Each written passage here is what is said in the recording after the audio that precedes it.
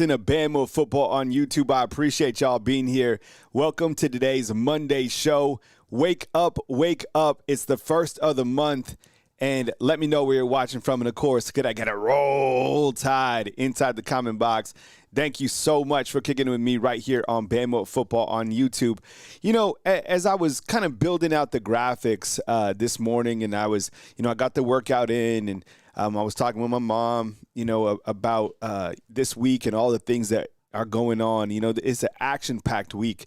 And I was thinking about kind of, the way that this week could have gone, right? If Alabama doesn't win that game against the Iron Bowl, think about where we're at today. Think about how we're acting today. Think about the anxiety that we have today about kind of the future and the uncertainty of Alabama football. Sure, the phone lines would have been hot. We would have been talking about this, or we would have been talking about that, about the future and the direction of the program. But the reality is, as we start today's program and as we wake up and we kind of enter this day, we have the SEC championship game to prepare for. We have a championship game to prepare for, the first championship game under Coach Kalen DeBoer to prepare for, to talk about, to dissect. And man, that's monumental for a second-year head football coach. I mean, look, taking over Alabama was going to be bumpy for whoever did it, right? But to be in this spot just, in his second year, I'm just so impressed. And I think while the coaching news is exciting to talk about for other programs, and we'll spend a little time talking about, that today on the program about who's hired who, Alabama has a damn good coach. Alabama's coach has put them in the SEC title game in the second year that he's here. They won 10 games, 7-1 in SEC play. Very hard to do. So as we go into this week and as we start the program, SEC title game, there's only two teams. Think about this. Let me ask you, is this the toughest conference in college football? Yes or no? Top to bottom, is this the toughest conference in all of college football? Only two teams can reach the title game. Alabama is one of them, and they're playing in that title game this Saturday. That is absolutely tremendous. Let's look at the weekend weather report, and, of course, it's in the Dome, and I love Atlanta, and I know we have a bunch of fans that are watching from the state of Georgia or right in Atlanta, and, the tailgate will be 51, maybe a little bit of rain, and this is courtesy of North Alabama Storm Chase. We got the kickoff will be a beautiful 72 degrees inside the stadium. I love this stadium. I'm not going to lie. I never made it. I don't think I made it to the old stadium, which was also known as Bryant-Denny East. But this is pretty much Bryant-Denny East, let's face it. And we'll talk about kind of Alabama, Georgia on the back end of this program. And then for the drive home, 48 degrees. I love Atlanta. I love going downtown. Atlanta's always treated me nice, and I actually do really like that football stadium. So battle at the Benz, I like that. North Alabama Storm Chase. Thank you so much. Let's see who's on the program today, this morning. If you caught Wake Up Bama, I hope you guys enjoyed it, put a lot into it. Every single time I put out any type of product, I want to make sure that it's, tightened up. So I've really enjoyed kind of that 4 a.m. start and putting that out there. I think that really kind of sets a good tone to the day. Plus, I know, look, I wake up at that time too. And people are going to work. People are on the grind. And I am a morning person. So, I get it. So that's been kind of another way that we can connect on there and keep up with the news. So I appreciate it. Max Tooney, what's up? Thank you very much for kicking it with us right here on Bama Football on YouTube. Young C, I always see you checking in, man. Thank you for your support, honestly. Amanda Jane, I appreciate you. Hope you had a good weekend. I know you did because Alabama beat Auburn, right? We got Black Major. What's up, man? Good to see you up inside the comment box. We have Marquise Washington. What's up, bro? Good to see you, man. We have Case up from the 813. We have Project. What's up, Project? Good to see you this morning. Max Tooney, of course, is always checking in. We have LaShawn Brooks. Thank you very much for kicking in with us. We have Tonette. What's up, Tonette? Turn up. We have Seth Mitchell. Good to see you as well. North Alabama Storm Chase up inside the comment box. Miss Crystal Jones, good morning to us. I think you're coming to us from South Carolina, right? Appreciate you from being here. We have Ethan. What's up, Ethan? We have Jay, who's out of Pensacola, but he moved to Texas, right? He's in Katy, right, Jay? I appreciate you, man. Every time you call in, man, look forward to it. Hey, Chad, what's up, man? Appreciate you. Thank you so much. And he's complaining about the names changing inside the comment box. I have no idea why the names continue to change back and forth from like your original usernames. That's something that has happened for the last 6 months. It comes and it goes. I see it as a curveball. You kind of just deal with it and we kind of move past it. Reginald Green, what's up, man? Good to see you. Wade's World, good morning to you. Thank you so much for kicking it. We have Mr. Harthill coming to us from San Diego. All right, the 619. That's what's up, man. I love me some San Diego. I have family out in San Diego. I talked about that a couple different times, and I lived in Los Angeles, so every once in a while I drive from Los Angeles down to San Diego. And one time I took a trip. We went to San Diego, and we actually drove from San Diego all the way to Ensenada, which was it was a fun drive. It was right on the coast. It was tight. Dave, what's up, man? Good to see you. Thank you so much for kicking it with us. And then Jarvis, always my stats guy, up inside the comment box. Where are we still at for our line, Jarvis? We still at 1.5, Georgia? And they have Jaden's up inside the comment box and Miss Nicole Covington. So if I didn't say hello to you, don't hold it against my head or my heart. It's just like, there's a lot of people up inside the comment box. And we'll say one last shout out to Batman over here, Jason Garrison. Thank you so much. All right. We had a little signing day, maybe drama last night. Did you all see this?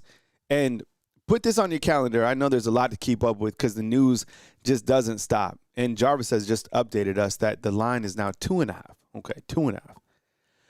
So put it on your calendar. Wednesday will be full court press.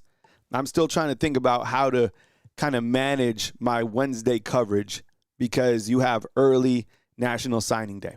Okay, so it'll be all day long. You'll have a press conference from Coach Kalen DeBoer as well. I would imagine, I think Alabama's going to sign 20 guys that day, which is really amazing, right? Because you could early enroll January 5th. So 20 guys will be signing on Wednesday. It's the number 6 class in the nation. And that's kind of another thing that I talk about with Coach Kalen DeBoer is his recruiting is just outstanding. 23 total commitments. Maybe another one jumps on board. Maybe another one decommits or whatever. You know how it goes. But this will be a big day on Wednesday. So I will cover that on Wednesday extensively. I don't know how that'll work, but pretty much blanket coverage all day long. You know how we roll right here on Bama Football on YouTube. There was a little bit of drama last night. I don't know what was going on, but I'm sure you saw it. Zion Gibson, right? 4-star corner out of Gadsden. There was a graphic that was put out by Hayes Fawcett, right? One of the best in the business. He's the one that does all the graphics and stuff like that. So he posted that he decommitted. And then everybody, circulated the news. Gibson came out and said that there was miscommunication and he is still locked in to Alabama. So just kind of setting the record straight. I honestly I think we've been here before. There could have been some miscommunication. It kind of reminds me of the Jalen Mbakwe situation when Jalen Mbakwe went into the transfer portal. Now, I don't know any of this for certain, but things change quickly when you decommit, go somewhere else, and the program offers more money, right? Remember, people don't remember this, but Jalen Mbakwe went into the transfer portal for like 10 minutes, and then Alabama figured out something, and all of a sudden he was out of the transfer portal, and he was back on the roster.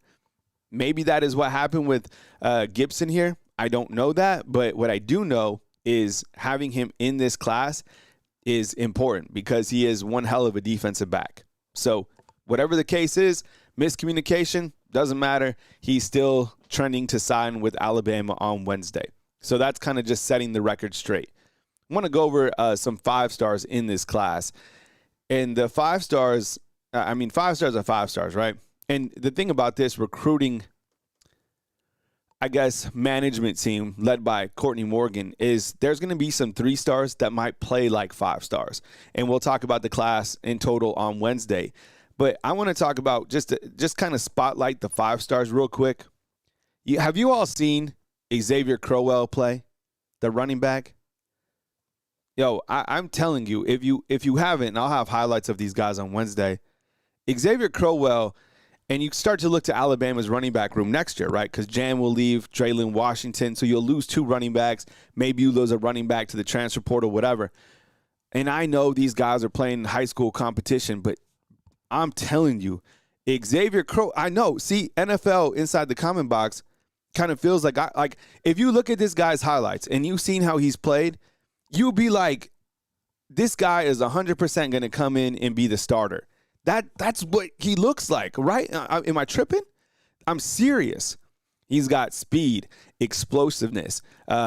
He gets every single thing that you want with the all-purpose running back. He has it. He's like a menace in high school. Jarvis says Arbin put up 411 yards on us. Yeah, that was. We'll close that game out here in the back end. What's your excitement level of getting Xavier Crowell? Like on a scale of 1 to 10, I'd probably say like a 10. And I don't vote 10 often. And the same thing for the next prospect I'm going to talk about is Sadarian Morgan. Sadarian Morgan, man, oh my goodness. 6'4", 220? And do you guys agree with me on this? I honestly think if Sadarian Morgan was here right now, he would be playing, like he would be earning snaps. He would be catching passes. He'd be a starter, I think. That is how talented Sadarian Morgan is. These guys coming in from high school, it's a big jump. I don't know. Sadarian Morgan looks already physically developed enough to be not only a player here, but like a takeover type player. You look to next year and you look to the receivers, and I can't tell the future. I'm sure guys will transfer out. Maybe they won't. Who knows? This guy he's probably going to be as close to like a Jeremiah Smith. I'm serious. That's the guy. And the crazy thing is, each of these guys are from the home state of Alabama. That's why I always say the high school football in Alabama is outstanding. And you're right. Somebody mentioned inside the comment box, Sadarian Morgan went to the same high school as Terrell Owens. And he was standing next to Terrell Owens. Did you remember this for the signing day? And Terrell Owens was like looking up at him. And Terrell Owens is a big man. You also have Xavier Griffin coming in. He's a linebacker that I think has a lot of high upside. And what I mean by that is he's super athletic. He's really lanky. But I think if you put on maybe 15 pounds, he could be a more dynamic Justin Jefferson. That's Xavier Griffin. Jordan Edmonds is a very tall corner, about 6'4", right? 6'3", maybe? I don't know if he's 6'4". But Jordan Edmonds is a lanky corner that I think will complement Zabian Brown, Dejon Lee. Very, very talented. He's out of Georgia as well. And then you have Jariah Edwards, and he's a safety. He's coming to us from Maryland. He's another lanky type defensive back that's, should be an absolute playmaker. So Max say no one is on Jeremiah Smith level. I will agree with that. I do feel that like Sadarian Morgan, in terms of like the prototype, that is kind of who he's molded after. He's not like a smaller guy, right? 6'4", 220. But you're right. Jeremiah Smith he's a bad man. And stopping him in the college football playoffs is going to be hard for anybody, right? Okay, so that is coming on Wednesday, and it's going to be one hell of a class. I think we can all agree. But before I start talking about Championship Saturday, can we all agree that this recruiting staff, this staff here, has been lights out recruiting? I mean, you would think that after Coach Saban left, things might take a dip. They haven't. The recruiting has been amazing. So that tells you, of course, the brand, but it tells you that Alabama's financially sound, which we knew. But it also, you gotta go where you feel comfortable with the coaches, and they've done a really great job with that, right? And Dennis asks, do I think Simpson will go pro? Ask me that on the back end of the show. I have like a miscellaneous time slot where I'm going to be open to answering any questions that you have. But that is a good question. I appreciate it. And I think we had one more. We have Armin. What's up, man? Watching from Williamsburg, Virginia. Oh, I love Virginia. You know, I used to live in Alexandria. So I got love for Virginia for sure. We have made it to Championship Saturday, where we have the SEC Championship taking place between Alabama and Georgia. We have the Big Ten Championship game taking place between Ohio State and Indiana. How are y'all feeling about this Big Ten championship game? I'm excited. Do you think Ohio State runs them out, or do you think that game will be close? It's 5.5 Ohio State. Watching Ohio State against Michigan, they're a complete football team.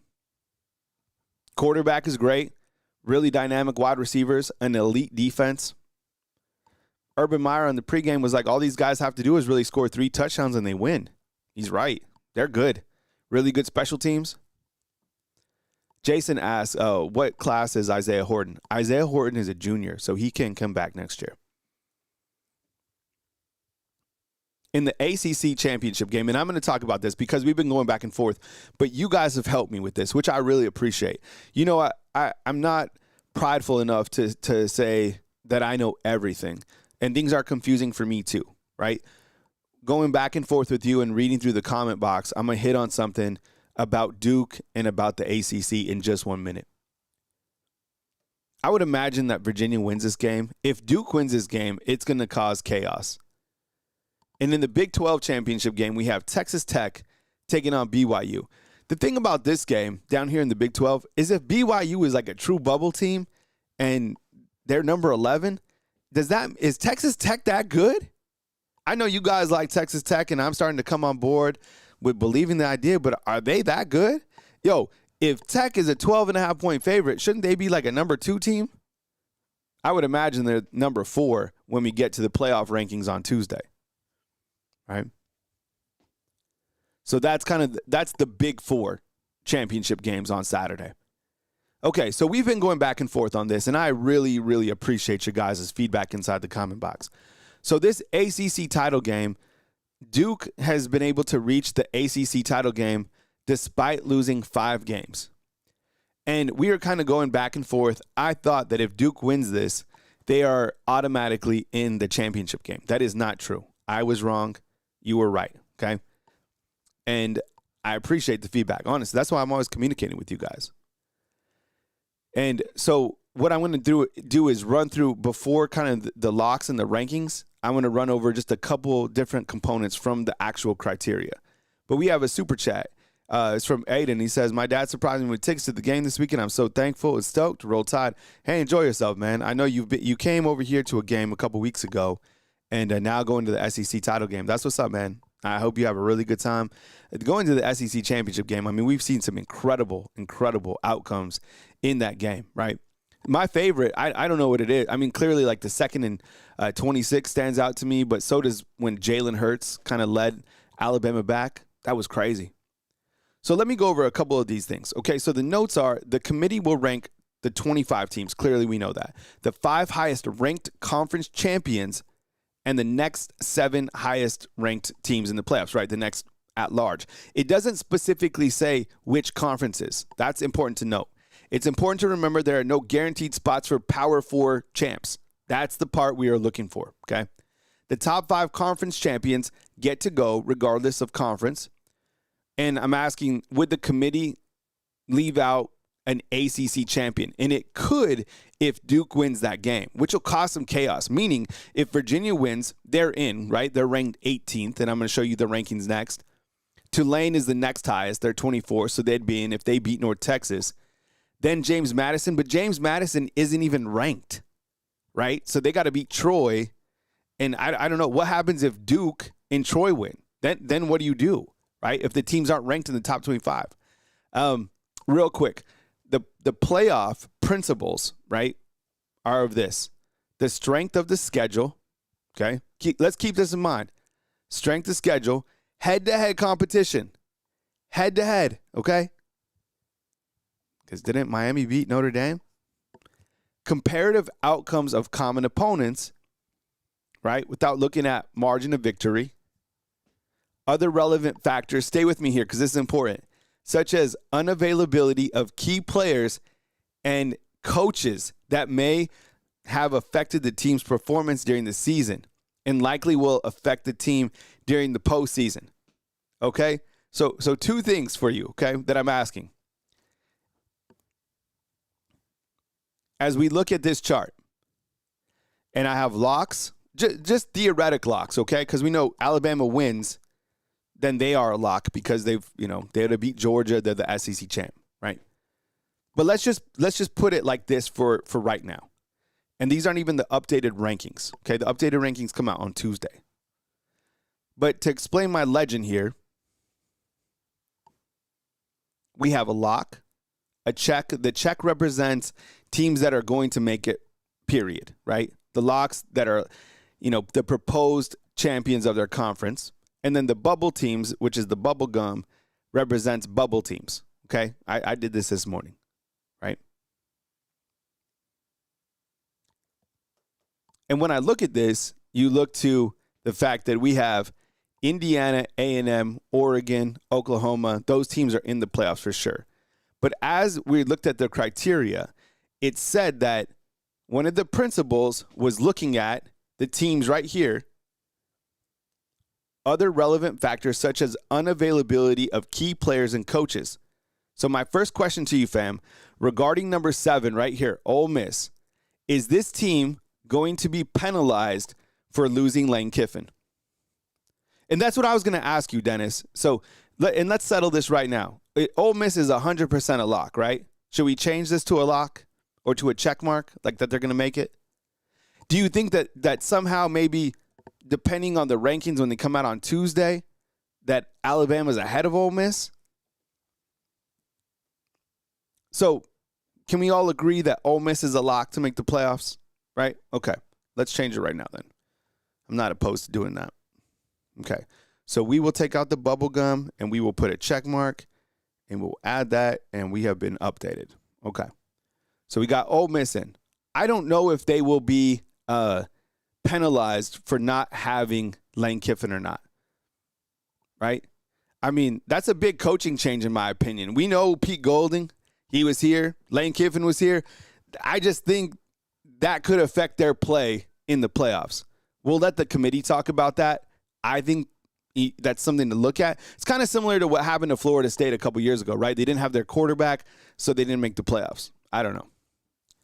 Then I guess these are all my bubblegum teams. And what's weird for me is to put Alabama as a bubblegum team, considering they're the number 1 seed in the SEC championship game against Georgia, right?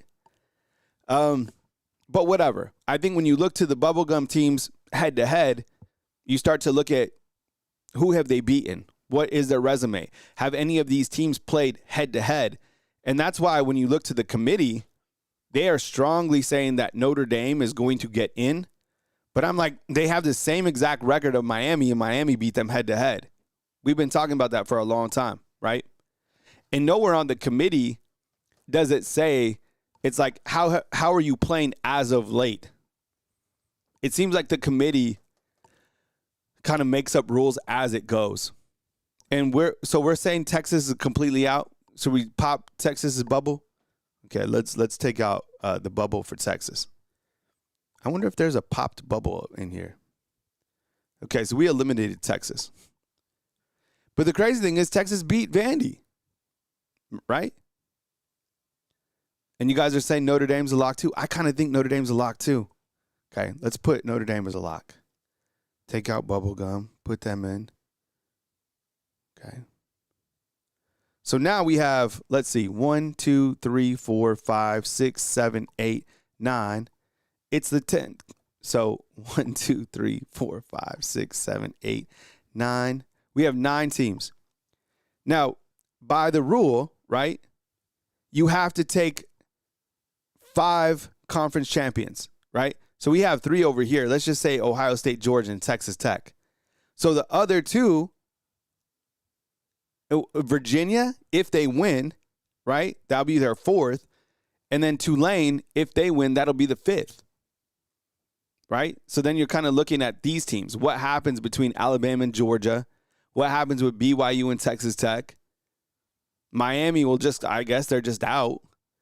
And I think, to be honest, I think Vanderbilt's out too. I think we could take out Vanderbilt, to be honest. And I think these guys have like a really small bubble. So this probably looks more accurate. Right? And BYU probably has a mid-sized bubble. And Bama has like a big bubble. Probably like that.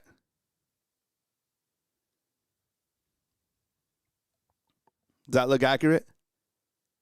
Yeah, Capstone says Vandy isn't going. I agree, period. They're done. We cracked that. So here's our most updated look. And we all know what Alabama has to do, they have to win. And the biggest question, I'll answer it on the back end too, is like, what happens if Alabama is a 10-3, right? What happens if they're a 10-3? This is my most updated bracket, okay? I have, just based off the criteria, and this is how I think it could look on Tuesday. I have Ohio State number 1, Indiana 2. 3, I have Georgia. Number 4, I have Texas Tech. Number 5, I have Oregon. Number 6, I have Ole Miss. Number 7, I have A&M. Number 8, I have Oklahoma. Number 9, I have Notre Dame. 10, I have Alabama. 11, I just put a question mark. I guess, depending on what happens with the teams, whoever wins the conference champion and then the other group of 5, right? So that's kind of how I view the playoffs. Now, the only way I think this could hold is if Alabama loses and then they'd be on the road. But if they win, Alabama is 100% a top 4 team, right? Alabama would be here in the quarterfinals. And I've already told you how I feel about Alabama and Georgia, right? Coach Kalen DeBoer was asked after Alabama beat Auburn about the playoff resume. And he says, if you're really trying to have a playoff, you need the best teams in there. Yeah. There's no doubt in my mind we are one of the best teams. I don't say that arrogantly. I just really believe it is what it is. I agree. I mean, the resume, I think, speaks for itself when you look to Alabama's overall resume. 10-2, 7-1 SEC play, the number 1 seed. They earned the number 1 seed by common opponents, not necessarily by beating Georgia. And that was also pointed out to me from a viewer like you, which I appreciate. But they still, right, they beat Georgia, which is one hell of a win in Athens, right? I don't care how much you win by. It still was an impressive win. They have 4 wins over top 25. And I have to update these stats right here because I think their defense changed. So did the passing offense, and so did their run offense after that game against Auburn. I just haven't adjusted those stats, but they still are going to be, I would imagine, top 15 defense and a top 20 passing offense. I think right now they might be number 18 in passing offense because they barely threw for any yards against Auburn, right? We all know that they lost to Florida State and they lost to Oklahoma. Okay. So does a 10, kind of closing out, does a 10-3, let me ask you inside the comment box before I move on, does a 10-3 Alabama team that just lost in the SEC title game, do they make it? Does a 10-3 Alabama team make the playoffs? Yes or no? Type Y inside the comment box or type N if you don't think so. And I think, honestly, a lot has to do in that scenario. The only way I see them getting left out is if BYU beats Texas Tech. Because then they're going to take 2 teams from the Big 12.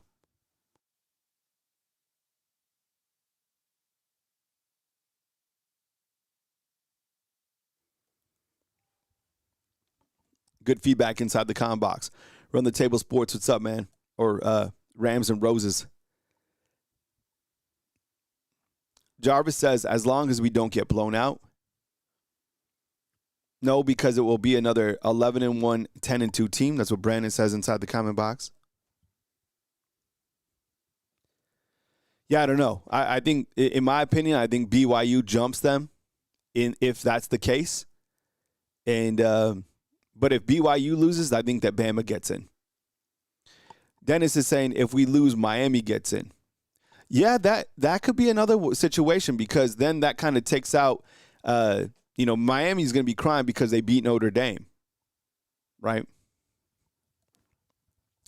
All right, a lot of coaching moves, a lot of coaching. Yesterday was like nonstop action, right? Man, that was fun. Kind of following the whole, I'm glad it's over, but it was fun to live through. So kind of recapping yesterday, Ryan Silverfield, right, from Memphis, he's the head football coach at Arkansas. I think Arkansas fans, from just kind of reading, this and that, they're a little bit upset about the hire. I think the way that Arkansas framed it was he is 3-0 against Alex Golesh, who was also in the running. There was reporters that said that he took the job, and Golesh was like, no, I didn't. So Silverfield is your coach at Arkansas. Eric Morris from North Texas is going to be coaching at Oklahoma State. Okay. And John Sumrall from Tulane is going to be coaching Florida. Now, John Sumrall, right, is also playing in a conference championship game, right? So is Eric Morris. And then those coaches, I guess, will, depending on what happens, like John Sumrall, for example, if they make the playoffs, he's going to coach at Tulane, and he's going to be kind of getting Florida up to speed. And you thought you were busy, right? You got signing day on Wednesday. What does his schedule look like? Alex Golesh is the next head football coach at Auburn, signing him to a 5-year deal. I think a lot of us on here feel excited about, we liked Alex Golesh.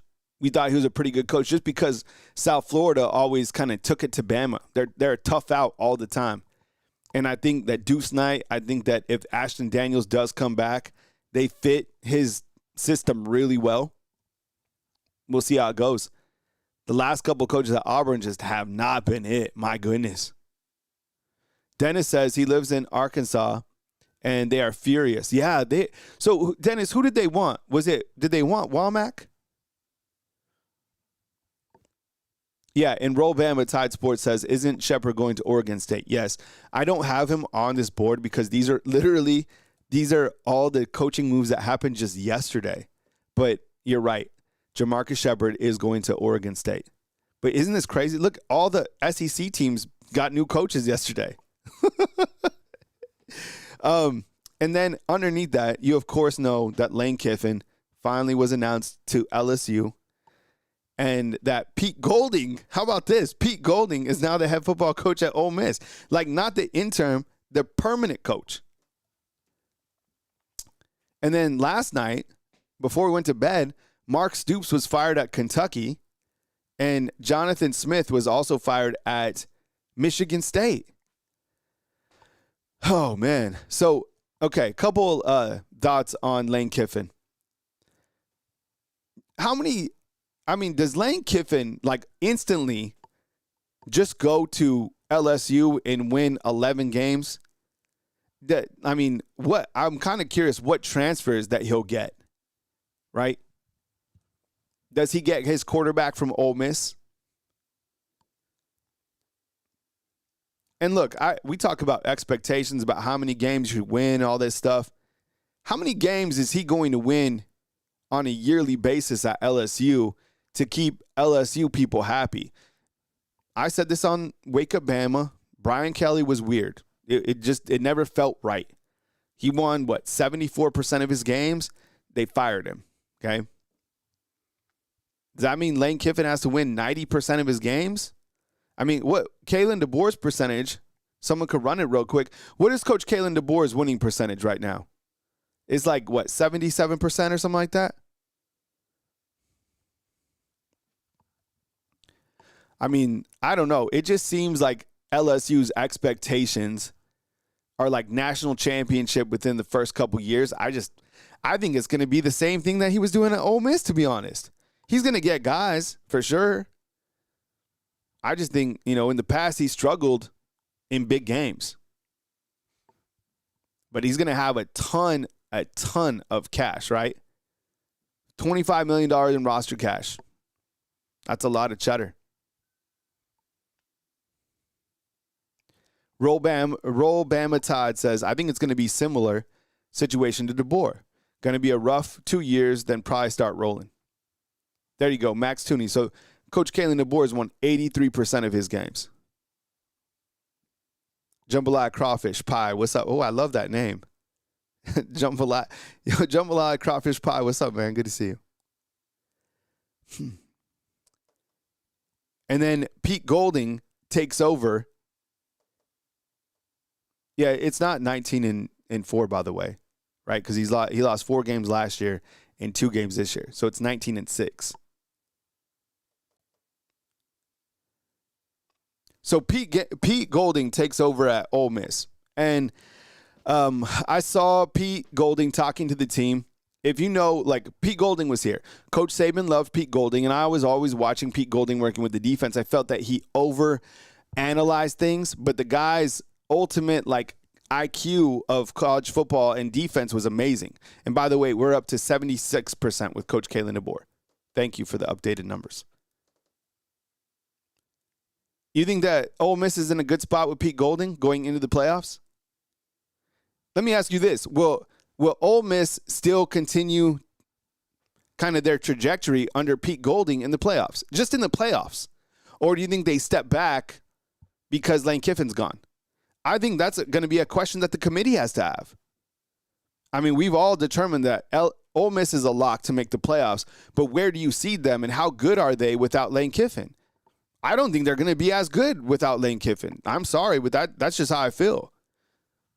But they're a playoff lock for sure. They're 11-1, but the criteria says we base them off key, coaches that aren't there, key players that aren't there. I mean, look, Pete Golding, talk about being in the right place at the right time. That's going to be interesting to watch Pete Golding. I would have never thought that Pete Golding right now would be taking over for Kiffin. We'll see how it goes. Most people saying inside the comment box, like David is saying, step back. And this is just in. LSU has agreed to pay Lane Kiffin his Ole Miss postseason bonuses. Wow. Kiffin could make up to $1 million if Ole Miss reaches the national title without him. Man, this guy. Did you hear that? LSU is going to pay him his postseason bonuses. Man, Lane Kiffin, man, gets it. And then who gets Kentucky real quick? Do we have any idea of who gets Kentucky? I know somebody said Brian Hartline. That could make sense.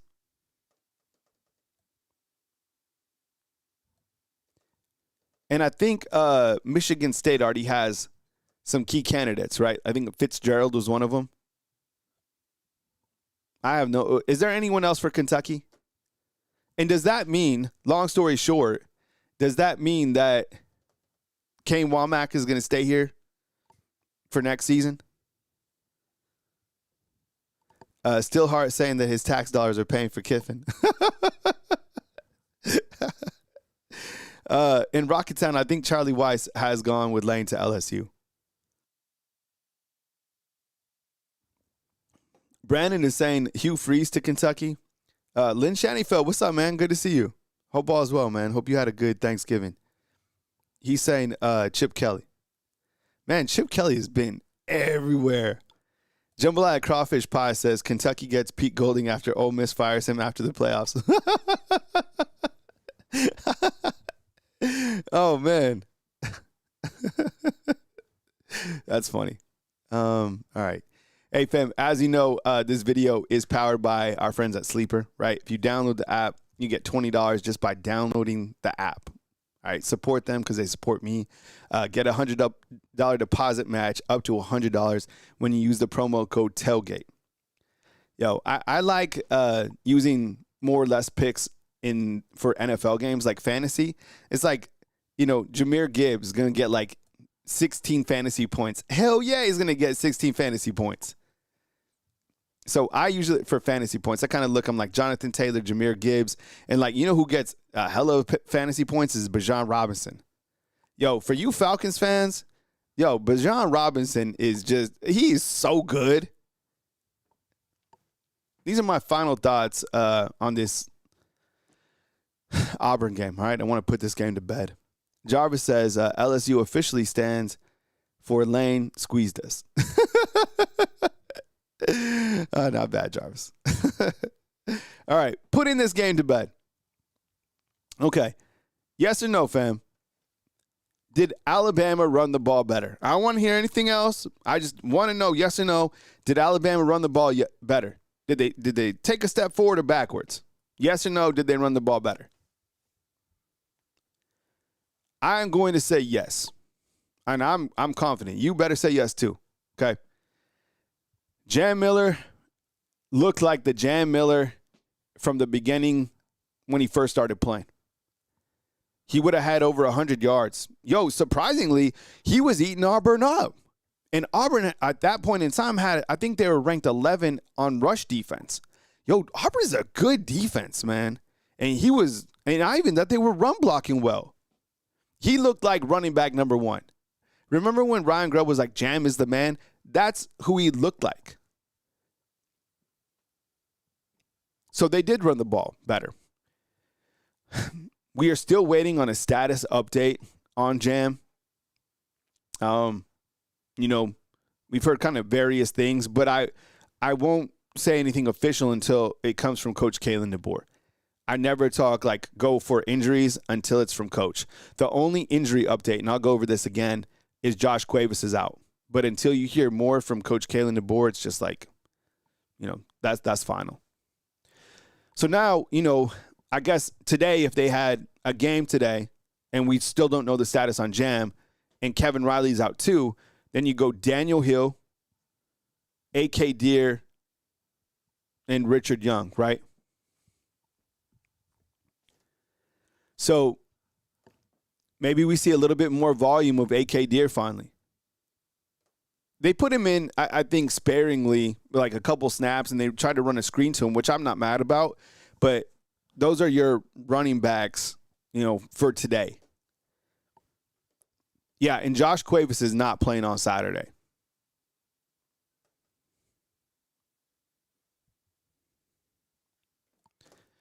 Alabama was also 2 of 2 on field goals, okay? That was better. You're only getting better or worse. Look, and can I ask you an honest question? Did Connor Talty seem to have more confidence? Like when he came out? That was a 45-yard field goal. Kalen DeBoer said it was into the wind as well. And even on that 28-yarder that he hit, it seemed like he had more confidence. I'm willing. I took a step forward with my confidence for Connor Talty. I'm serious. He looked better. Okay. So those were two things that you had to get better, because when we talk about being a complete team, it's like those are areas that show me on the field. They did show us on the field. They ran the ball better. Ryan Grubb was on the field, and they were 2 of 2 on field goals. All right.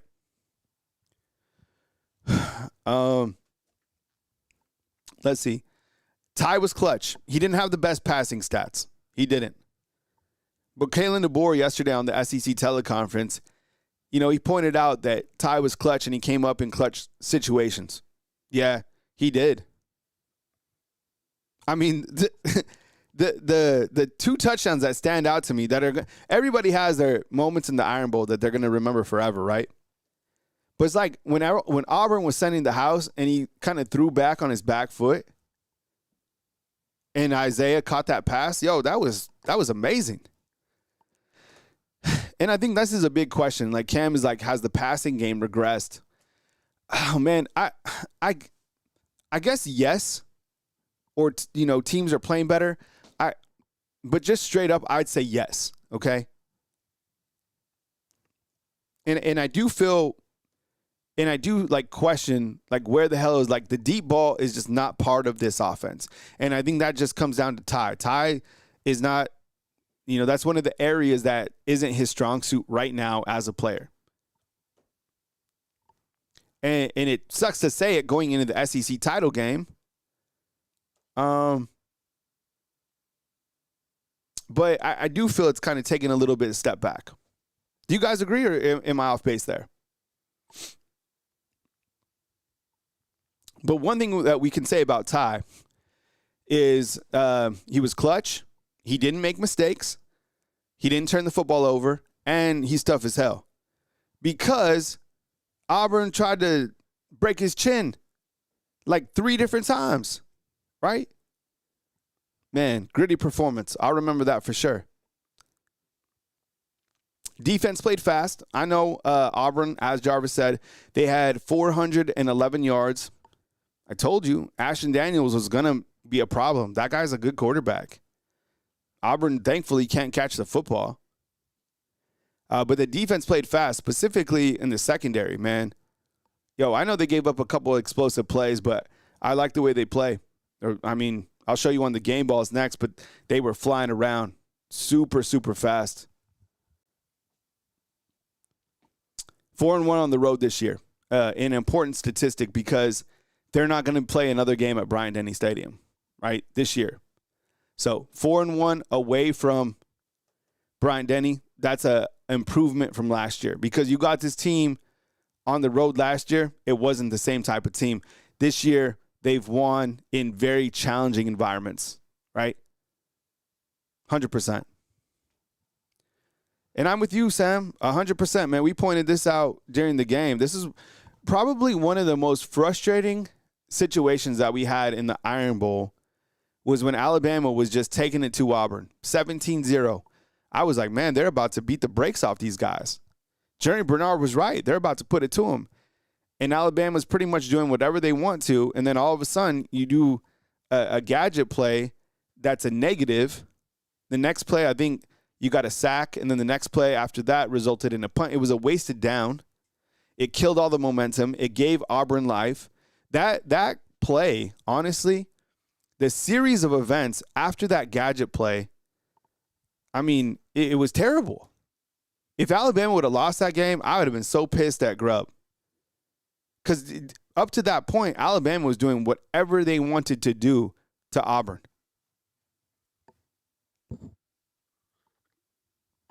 Here are my game balls real quick. Bray Hubbard and Keon Sabb. Yo, Bray Hubbard he's that guy. When you need a big play, he's got you. He's played inspired football ever since week 2. He was accountable for, week 1. And, man, that guy's played fast. He's came up with big plays, timely plays, right place, right time. Love the kid. Keon Sabb played his best game. Best game. Dude was flying around the field. Xavier Brown, man, he looked like one of the best corners in the country. You agree? Do you agree with that? A super sophomore.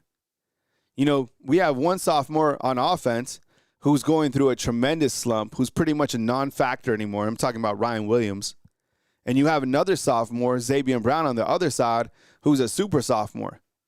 Excelling. Xavier Brown, and they both wear number 2. How about that? Let's see what DRG says real quick. Question, does Georgia go 100% in the SEC championship game considering they are a playoff lock? That's kind of what I was wondering, too. I brought that up. I was like, why would Kirby Smart? I mean, they're going to. The short answer is yes, they're going to try to beat Alabama. But Kirby Smart lost his quarterback last year playing in this exact same game. And like what? Georgia finishes out 11-1. If they didn't have the SEC title game, they'd be in the playoffs. They'd be fine. They could use the rest. Now you have to kind of risk injuries going into this game. He saw it last year. And I think it really affected Georgia overall in terms of, where they went in the tournament because they didn't have the quarterback. But, yeah, they're going to go 100%. You got to. Game ball to Isaiah Horton. I guess if you're named Isaiah, you just do work against Auburn. It's like another kryptonite piece, right? Whether that's Isaiah Bond or Isaiah Horton. 3 touchdown catches. Oh, that was a wicked performance. I'm not surprised to see it because I've been talking about Isaiah Horton the whole season. It was just a matter of time until he got a couple more opportunities, but he's a really good wide receiver, specifically down inside the red zone because of his height and his just playmaking ability. The guy didn't come over here from Miami to be kind of like, third, fourth fiddle. He's a player for sure, and he can come back if he wants to next year. Ty Simpson gave him a game ball because he was clutch. Fighting for his life, like Michael Floyd says. The guy got hit in the chin. He bounced back up every single time. I don't even know how. The pylon where he got hit on the pylon, the crown was literally at his chin. That was crazy. Following the game, he was like, yo, that place is tough to play, but I didn't see any ghosts. And then I gave Connor Talty a game ball, too, because he was 2 for 2. here are some of the additional stats. I don't know if we missed anything in terms of game balls. I think we got it covered. Maybe give Jam Miller probably gets a game ball, to be honest. I mean, running for 83, averaging 5.5. We'll give Jam Miller a game ball. We missed on that. That was his, collectively his best game since Missouri. And then on, well, we're not giving any game balls. I guess if we had to give a game ball because of the performance, we would give a game ball to Ashton Daniels. I mean, look at this. There's not a lot of quarterbacks that have done this against Alabama. 259 passing yards and 108 rushing yards. Yo, that's a game ball. These guys couldn't catch. Love these two numbers down here, time of possession and then turnovers, right? Alabama usually wins when they're in that, when they both win those areas. On Jam Miller, like I said, just gave him a game ball, 83 yards, looked great. He left on crutches. We're still awaiting a final update from Coach Kalen DeBoer. As soon as we have that, I will bring it to you. Hopefully we know something sooner than later, but I don't know, right? I think it would be quite a blow if he can't play, clearly. You look to your other running backs. I don't know. Kevin Riley's also out. I don't even know what happened to Kevin Riley. We never got an official this happened. There hasn't been kind of the rumors or the whispers. What happened to Kevin Riley? He's just out. All right, so this whole Ryan Williams thing, right? No catches, no targets. What's up? Talked about this a couple different times. What do you think's going on inside the comment box? I think it's simply this. You tell me what you think's going on with Ryan Williams inside the comment box.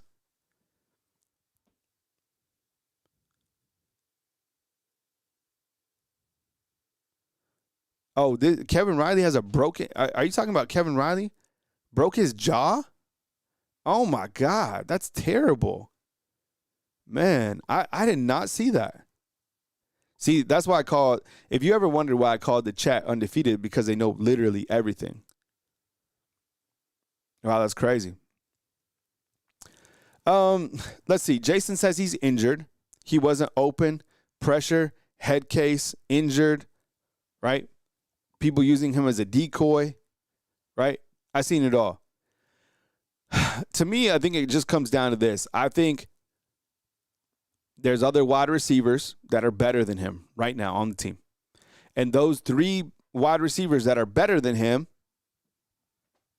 they're getting the opportunities, right? So I think if he doesn't get hit on a deep ball, that's kind of where he excels. We've talked about this before, but the three wide receivers that are ahead of him, they're better. So they're going to get opportunities. It's not like Ty Simpson had a lot of volume in this last game anyways. Guy was running for his life part of the time. But I don't think it's a decoy, Wade's World. Yeah, I think people say that to kind of protect him, but I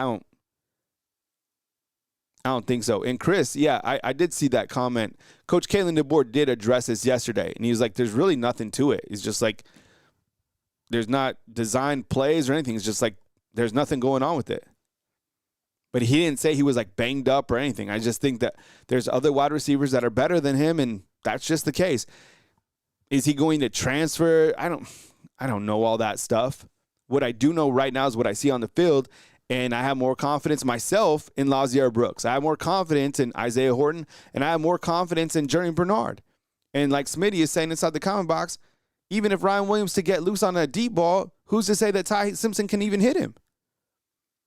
And Dr. Kevin Cook inside the comment box is bringing up the NCAA curse. Yeah. And what that is as soon as you get put on a video game cover, you just go to you know what. Max Tooney wants us to change his name from Hollywood to Compton. Okay. This is the one thing, fam, that I have going on with Ty Simpson. I love Ty Simpson, all right? But I need to get this off my chest. Will you help me? Maybe you see things differently and you can walk me off the edge, okay? I don't know everything. I fully accept that. The only thing I know, I think, in life is that quality sleep is prime. That's it. That's the only thing that I've learned. 42 years of life, I know to trust in God and to get quality sleep. Seriously, right? Who's with me? Who's in my sleep team? If you get quality sleep, you're straight. It don't matter what your circumstances are. If you're sleeping well, you're living well. Am I right? Oh, man. All right. Okay. So this is the one thing, man. It's like, why the hell are we waiting till 1 second to snap the ball every time? And look, I'm a huge fan. So let me kind of set it up. I'm a huge fan of time of possession, 100%. But it's not like we're just sitting there under center or even in shotgun and letting, like, the play clock go down.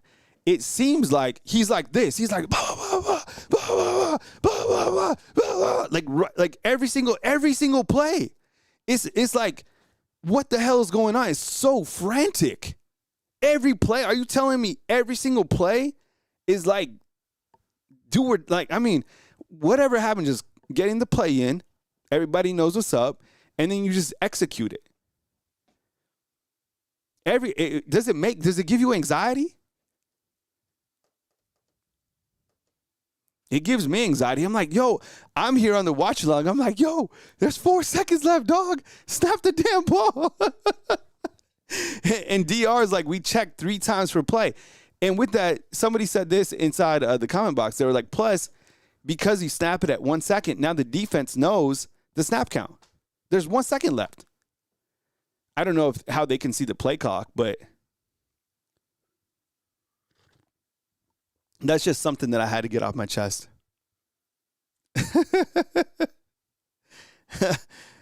Quincy's not sleeping well. He says, I don't sleep well. My neighbor bought 2 hound dogs. Yeah, man, that's tough. That reminds me of that Seinfeld episode where they went out and Elaine couldn't sleep, so they kidnapped that dog and they took him out to the country. You remember that? Oh, man. So I don't know what's going on with, and this issue in terms of snapping, it seems like it's getting progressively worse. Hey, Scott Jackson, what's up, man? He says, I'm glad you're talking about the friend. Do you get what I'm saying, Scott? It's like every single time, every play. Yeah, DR, yeah, I was wondering about that. It's like, yeah, I mean, if you're a defensive lineman, though, are you looking right at the clock?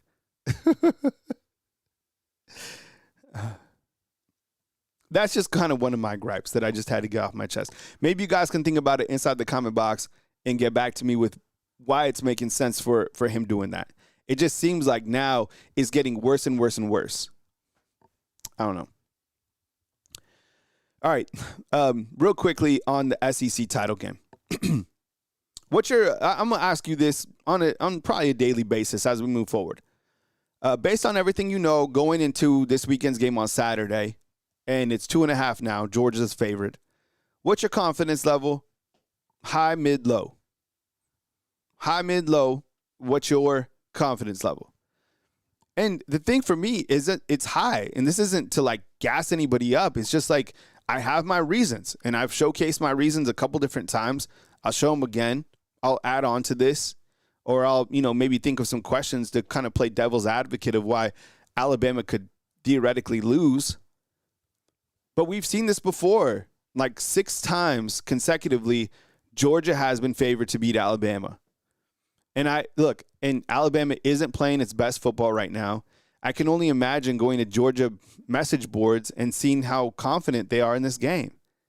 They're probably watching Alabama and Auburn. It's like, oh, man, we got these dudes. Look at Ty Simpson. He's running around. They forgot. I guarantee you, for those of you that are married to Georgia Bulldog fans, because we have a lot of fans that are, which I can't even believe this happens. You guys must really love each other. Because we have fans in the undefeated. They married each other, and the wife is a Georgia fan, the husband's a Bama fan. I don't know how you all are doing this. That's some love. But does your spouse, who's the Georgia fan, do they literally have selective amnesia? Because the fans forget that they lost to Alabama. They think they've won. They think they've won the last 10 out of 11. I wish I could stop talking about it, but I think it's so funny. Like, beer cans and baddies. I don't know if he's listening. He's a Georgia fan, and he likes to come in and, friendly troll. He's actually pretty, he's mild. He's cool. But he'll come in to the chat like he's never lost a game to Alabama. It's the craziest thing. Okay, Bama's defense. Plain and simple. Somebody asked me this at workouts. They're like, yo, just give it to me straight. What's going to happen? And I think that straight up, I don't think that Gunnar Stockton, I don't think the headline on Sunday morning is going to read, Gunnar Stockton beats Alabama's defense. I think no. I think if Bama loses this game, it'll be the reason, it'll be similar to like Oklahoma. Self-inflicted wounds, a missed field goal, an interception, some weird play. I don't think that Gunnar Stockton comes into this game and completely dominates Alabama's defense. Just no way in hell. That defense is way too good. And they have some better wide receivers now. And I love Lawson Lucky. Have you seen Lawson Lucky's story? They did a feature on him on ESPN about his brother who has, I think he has cerebral palsy. Yo, that story was beautiful. What a guy, honestly. I love those type of men who are able to care for others. And Lawson Lucky's that guy, man. I got a lot of respect for that dude. And it's his brother. So it makes sense clearly, but man, that was a really good story. If you haven't seen it, look it up. It is really good. It's kind of like a chicken soup for the soul. Remember Chicken Soup for the Soul? What do we still, are there books still published? I swear, I feel like getting a Chicken Soup for the Soul book, just to have during this time of year. Do you remember this? Those were good books. They were like heartfelt stories. But I think that Georgia's defense or Georgia's offense, specifically at the quarterback position, I think they'll have a hard time once again with Alabama's defense. I have a lot of faith in Coach Kalen DeBoer. 2-0, it doesn't mean anything. That stat doesn't mean anything, but he comes up in big-time games. He really does. It's the weirdest thing. He kind of loses the games that he's not supposed to. Like, if you were to be like, yo, tell me one thing about Kalen DeBoer that's odd to you, I'd be like, he loses to the weirdest teams. It'd be like the team that you never thought they would lose to, he'll lose to them.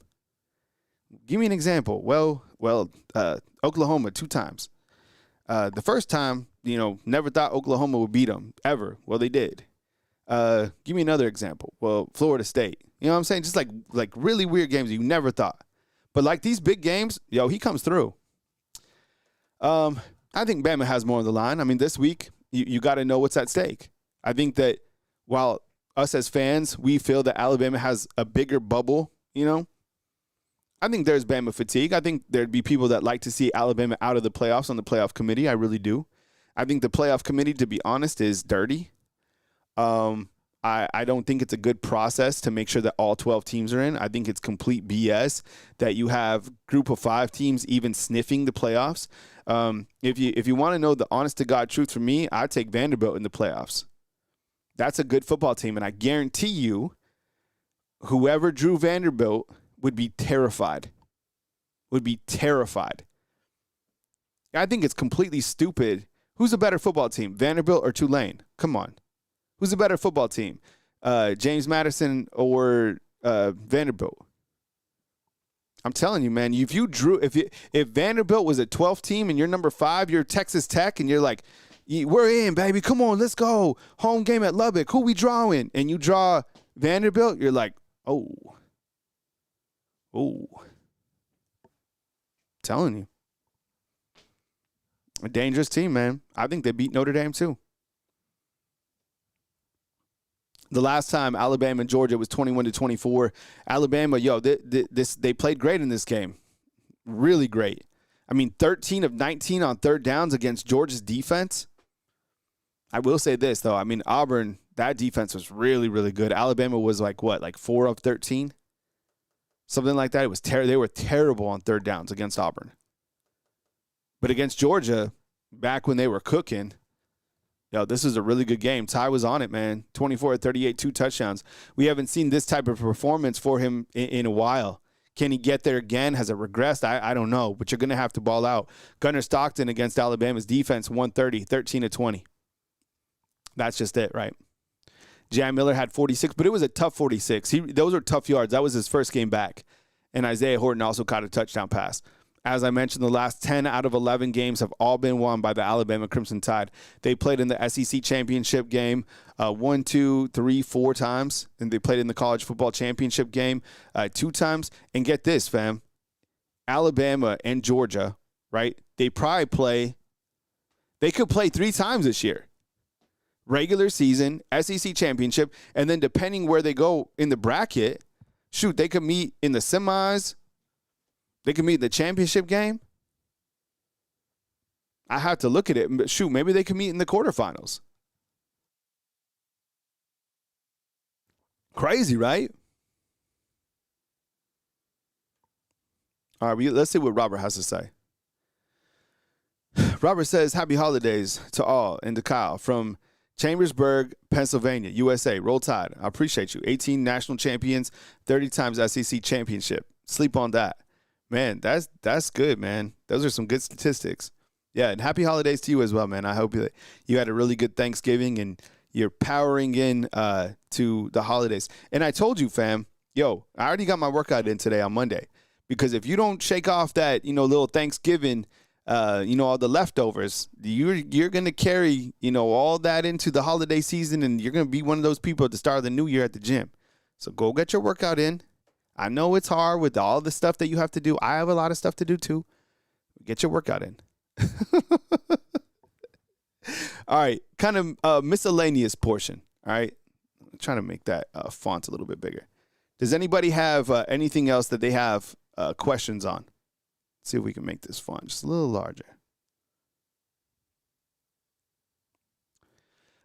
Josh Cuevas out for Georgia, right? We know that. Still waiting on a status update on Jan Miller, right? Finding out more Monday this week, okay? You got Jamarcus Shepard. He will coach with the team this week and be a part of the SEC championship game. So if you guys are wondering about Jamarcus Shepard, and he's clearly going out to Oregon State to be their head football coach, but he's going to be coaching here. That was confirmed by Coach Kalen DeBoer yesterday, right? Jamarcus Shepard will be taking Aaron Hodges, who will be his general manager, and Mitch Dillon, who will be his quarterback coach, and I think his offensive coordinator, right? So those are the guys that he's taking with him so far. I saw the fake report about Mo Linquist leaving. I don't think that Mo Linquist is leaving. I hope not. I think that's fake. I think that was debunked. But Mo Linquist is a hell of a defensive coach. Okay. And he would honestly be, I think, worth mentioning as a defensive coordinator if Kane Womack was to leave. Justin is asking, and now is a good time. If you have questions inside the comment box, now is a good time to ask them. Justin is asking what happened to Josh Cuevas. The speculative rumor that I think people have put out there that I think has been confirmed by people is that he broke his foot, right? Coach Kalen DeBoer never came out and said he broke his foot, but I think there's enough info out there to say that he broke his foot. So the timeline on that, I don't know. And from asking you guys inside the comment box, it sounds like Kevin Riley broke his jaw. I didn't see that. And then Jan Miller, we're just kind of waiting on a status update. We have a super chat in here from Ryan. What's up, man? Thank you so much for the super chat, bro.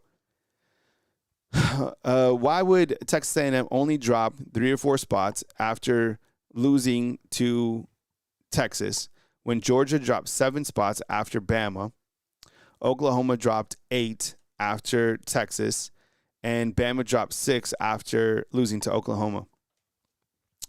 Yeah, that's a good question. You kind of look to the committee on how they do some things. It'll be I'm so interested to see where they are officially ranked on Tuesday, because the official rankings are Tuesday for the playoff rankings, right? The rankings that we were looking at yesterday are from the coaches and from the AP poll. So on Tuesday night, we'll get to find out where they do put Texas A&M. And if you look at Texas A&M specifically, they didn't beat any ranked teams from the SEC. They played the lower end teams of the SEC. I had been mentioning this for a long time. You guys saw, but it's like I felt that they were on fraud alert. I really did. And that came to fruition by losing to Texas. And I'll say this, Texas is playing better football right now. But I knew that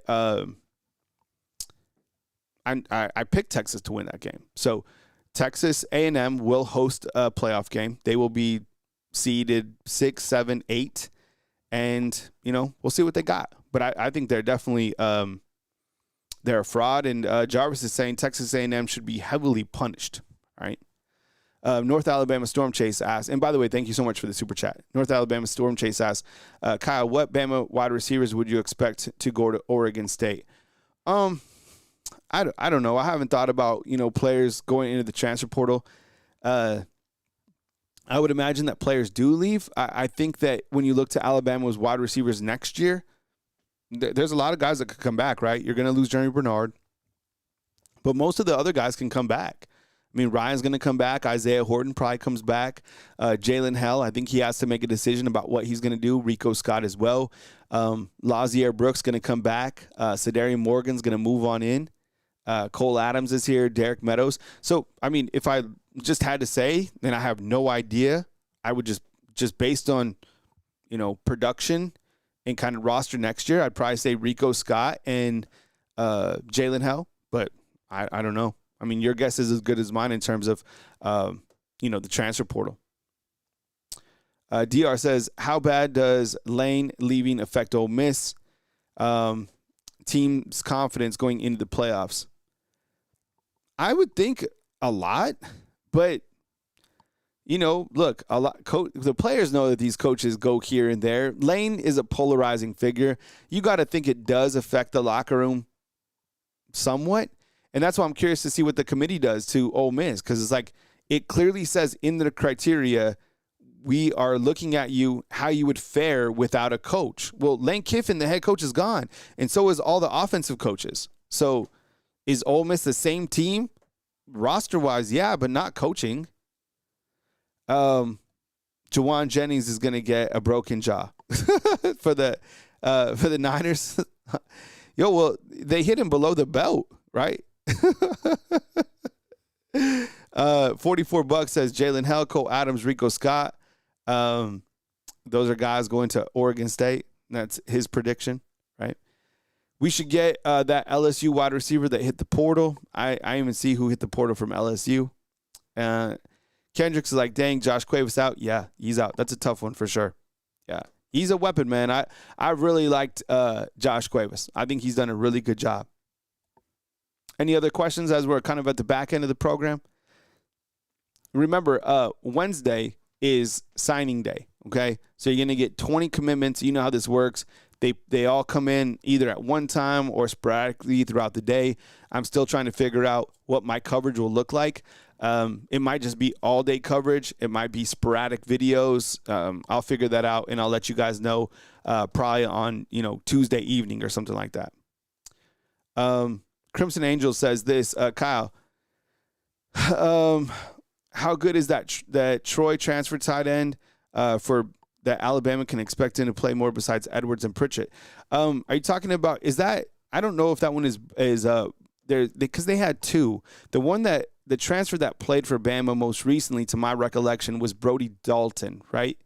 I thought he was serviceable. I can't remember where Brody Dalton came in from.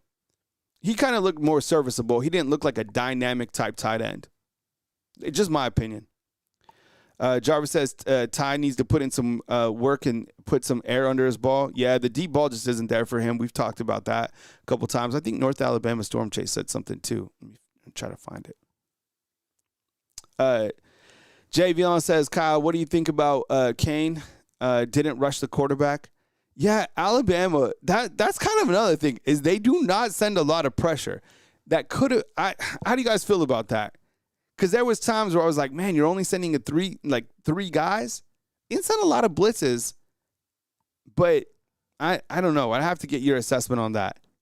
I wish we sent a little bit more pressure, to be honest. But that's kind of, that's been something we've talked about a couple different times, right? I like this one. Daniel 411 is asking, what position should Bama target in the transfer portal? 100% tackle. Like, however much money you have to spend, get a right tackle in here. You look at the tackle situation for next year. Caden Proctor is clearly gone. I think you go for a tackle and a kicker, right? Tackle, kicker, and inside backer. And the reason I say inside backer is because you're going to lose 3 vets. You're going to lose Deontay Lawson. You're going to lose Justin Jefferson. You're going to lose Nakai Hill-Green, right? So you do have younger guys who are good. They just haven't played. I like an experienced vet to come over. So if I have, big money, which Alabama does, I'm bringing in a tackle, a kicker, and an inside linebacker, right? What else would you say? Zay Mincy, he's back there. I know he gave up a long run in this a long pass in this last game, but I like him. Trying to think. Maybe, I was going to say tight end, but you got 2 freshmen coming up. Offensive linemen, I guess. I don't know. But those 3 for sure. Those kind of like jump off my mind. Rex, what's up, bro? He says, you really think the committee looked at Texas A&M? I think, yeah, for sure. I mean, they lost, right? Carnival Cruise guy says, how would you leave Alabama out of the playoffs if Alabama loses to Georgia?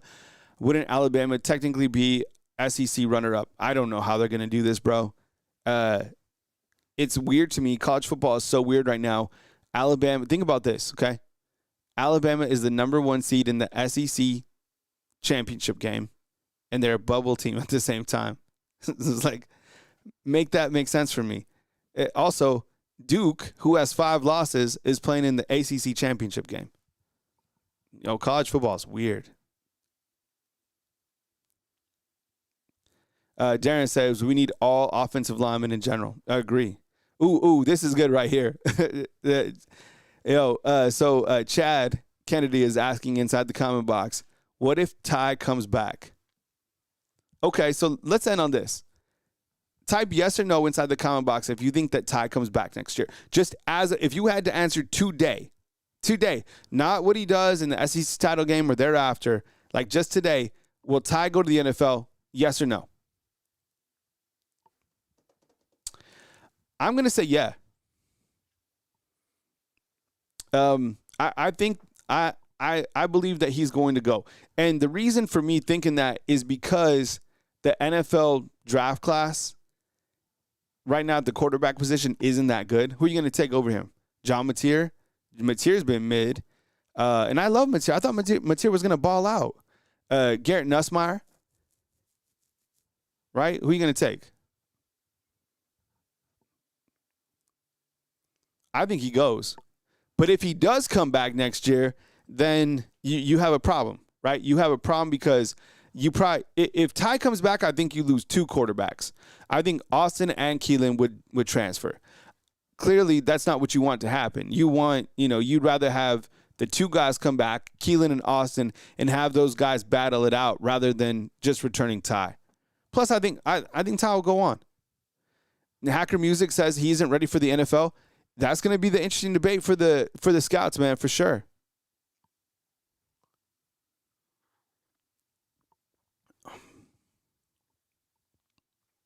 But I think we'll have to see it. Yeah, in North Alabama, Storm Chase also points out that Tyrell Miller also committed. Yes, he is a junior college prospect that committed, and you needed another lineman because you lost Sam Utu, right, who decommitted a couple years ago. Yeah, there's a lot of people that feel that Ty isn't ready. I mean, his deep ball isn't there. You got to be able to hit the deep ball, right?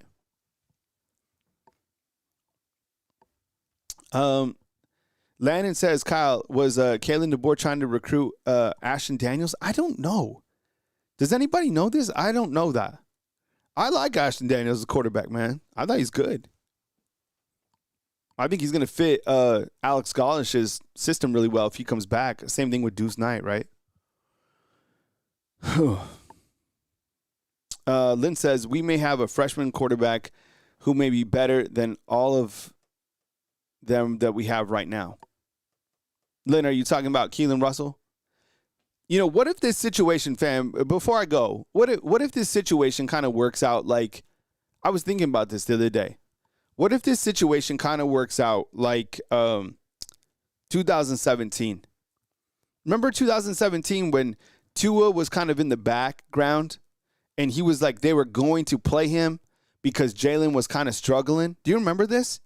And then it came out that this is true, that like at practice, it was really close to Tua playing. And then we got to the actual championship game where you had to make a move, and that's when Coach Saban finally did it. That's one of the most gutsy decisions maybe that Coach Saban ever made, was making a halftime adjustment with a freshman quarterback. Because I don't think we had seen too much of Tua previous to that. And could that be what's happening, maybe now? Is that Keelan Russell is, or someone else? I don't know, because I get asked about that all the time. Is like, is another quarterback going to play? I have no idea.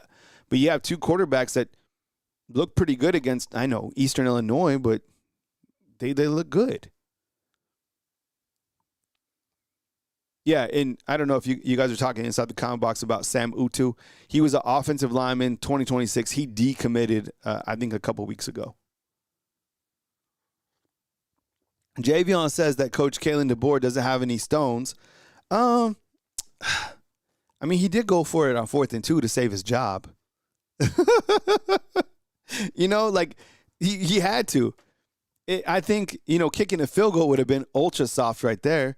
And if he would have kicked a field goal there, Auburn, they don't have to. I mean, their kicker is really good. They probably would have took that game into overtime.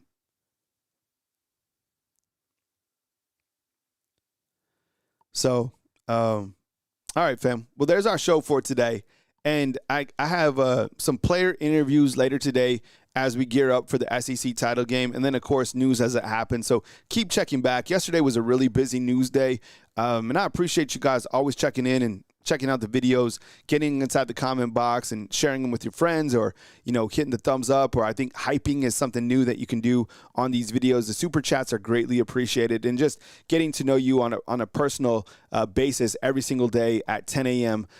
Or when news happens or during the watch alongs, has been, a great ride. I mean, this season continues to go, and I love it. Like I said at the beginning, is like, we could be here today talking about the direction of Alabama football. What now? What are we going to do?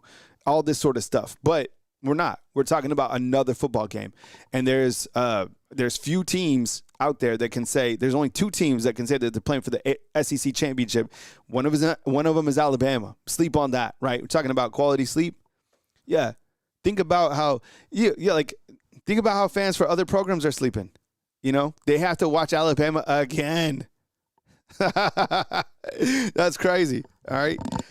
So signing day Wednesday, normal content, as you can imagine, this week right here on Bama Football on YouTube. I really appreciate you guys for joining me this morning for Monday's program. We'll see you guys soon as news happens. And of course, every single morning, 4 a.m. for Wake Up Bama. All right. Have a beautiful rest of your day, and we will talk soon right here on Bama Football on YouTube. Thank you very much for watching. Have a good rest of your day.